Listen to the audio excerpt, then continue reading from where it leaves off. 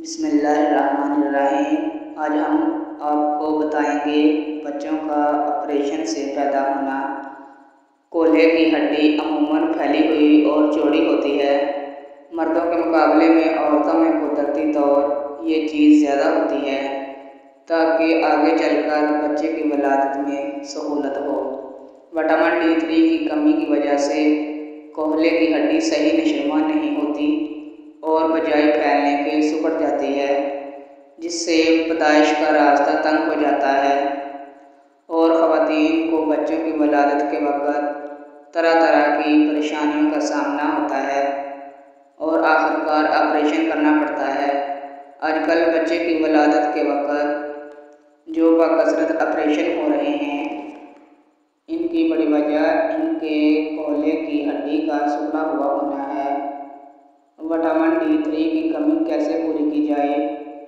انسانی جسم کی خال میں وٹامن D سویا ہوتا ہے۔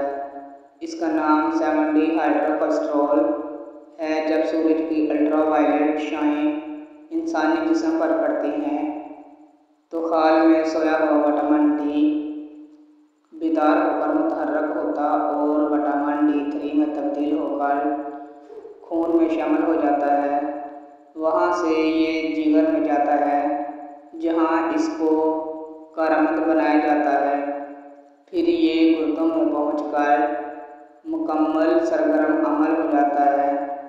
اب یہ وٹامن D3 آنتوں سے کیلشیم فاسفورس کو خون کے اندر جذب کرنے میں مدد دیتا ہے، بلکہ اس عمل کو تیز تر کر دیتا ہے اور ان کی جو مقدار ہماری خوراک میں شامل ہو کر ہماری آنتوں میں پہنچ رہی ہے، اس کو ضائع نہیں ہونے دیتا بلکہ تیزی سے خون میں جذب کر لیتا ہے۔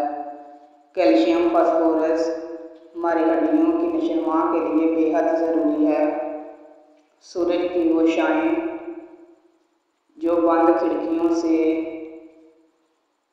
شیشے سے پار ہو کر انسانی جسم تک پہنچتی ہیں، ان میں الٹرا وائلیٹ شعاعیں نہیں ہوتی، لہٰذا ان میں یہ خاصیت بھی نہیں ہوتی کہ سوئے ہوئے وٹامن D3 کو بیدار کر کے کارآمد بنا سکے۔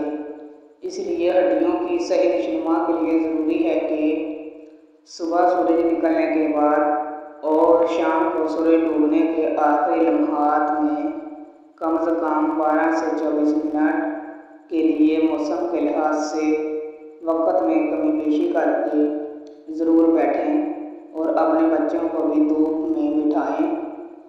کچھ دھوپ کچھ چھاؤں میں نہ بیٹھیں۔ حدیث پاک میں اس عمل کو منع کیا گیا ہے۔